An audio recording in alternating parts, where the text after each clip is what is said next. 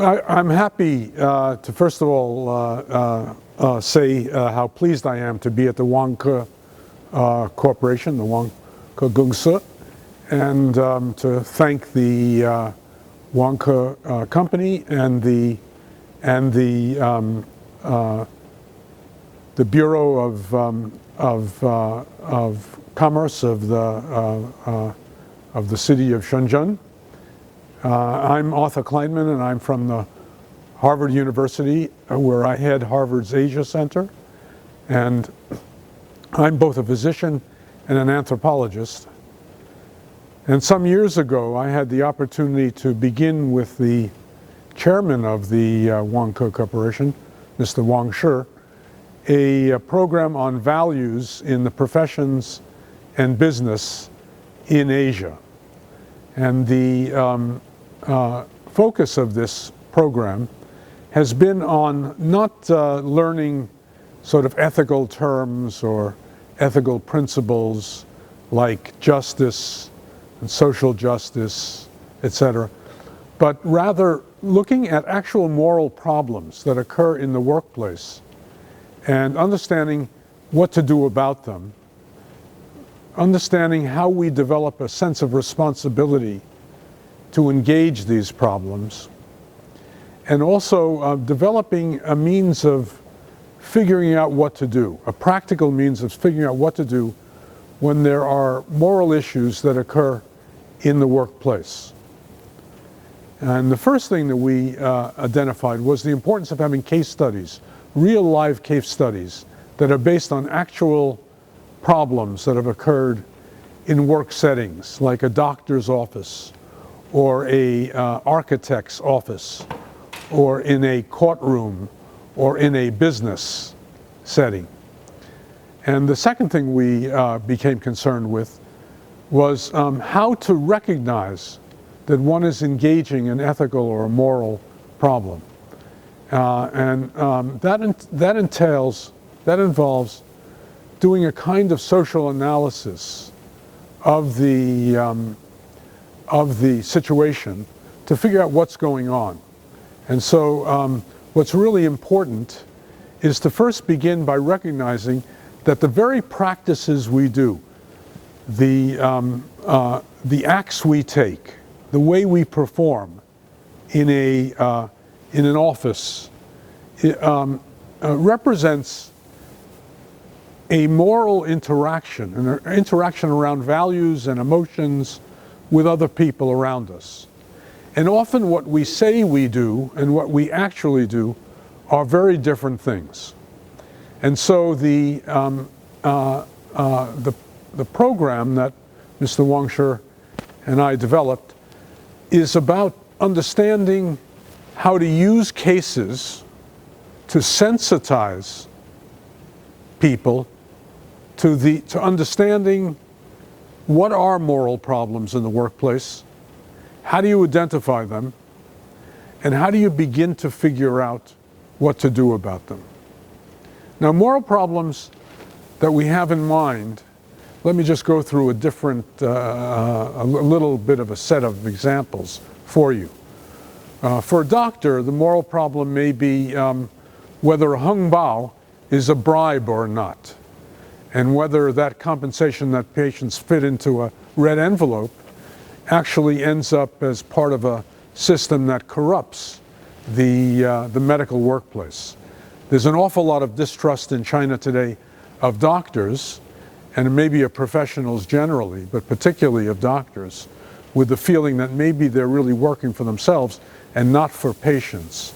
Well, how do you begin to identify those acts that go on that contribute to that distrust and that can make it better?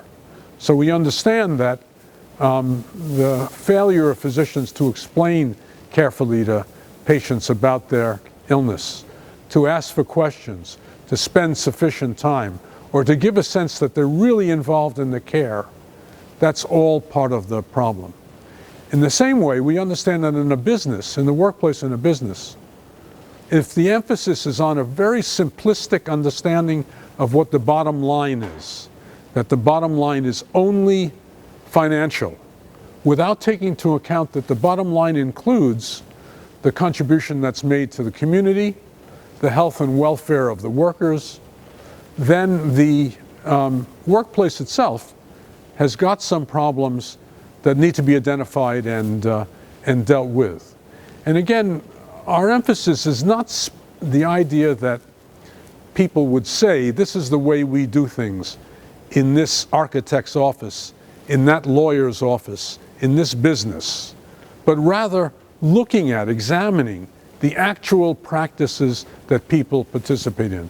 Because we all want to put a good face on things, we all want to say the right thing, but when we actually look at what we do, it often falls apart. So for example, one of the things that has always interested me in China is the importance of guanxi, of social relationships.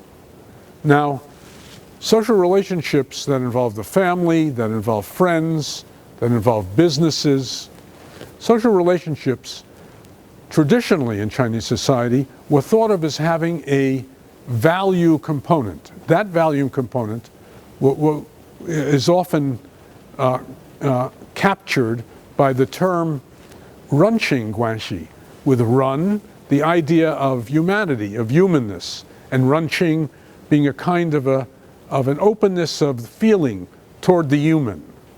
That kind of compassion, that sort of humanity in social relationships has changed over time and can be very distinctive. It can be very practical. You scratch my back, I scratch yours. A kind of quid pro quo. Do something for me, I'll do something for you. That pragmatic understanding of guanxi is very different from what runqing guanxi has been about and should be about. It's about a relationship that's formed around important values. And I'd say the central value for businesses and for the professions, in my view, is the value of caregiving, of taking care of others, of feeling that we're there not just to make money, making money is important, not just to see the business succeed, but also to make sure that the business contributes, that it contributes to society, that it contributes to the community, that it has an effect on workers in which we have care for the workers. We want to take care of workers. We want to take care of executives. That taking care is not just about giving good salaries, though that's important, and not just about benefits. It's about the attitudes we hold, the way we treat people. Do we do it with respect, with acknowledgement and an affirmation of who the other person is? That's what's important. And so in that light, examining actual cases to see how people respond, how they deal with each other, what the problems are, can lead us to be able to teach people to develop, create an environment, a workplace that is more appropriate, that is based on a sense of care and an idea of giving care for others, along with all the functions, the practical functions that have to be carried out by a corporation. Anyway, that's what our program is about, and we are in the middle or really approaching the end of developing the cases that we hope to see used in a practical teaching mode in different kinds of environments. So it might be an engineering firm, or it might be a hospital, or it might be a lawyer's office, or it might be a business like the Wang Ke Corporation with executives or with workers focusing on actual practices, on the things that we do. I'm very delighted to be here. Again, I give my thanks to the Wang Ke Corporation and to the Shenzhen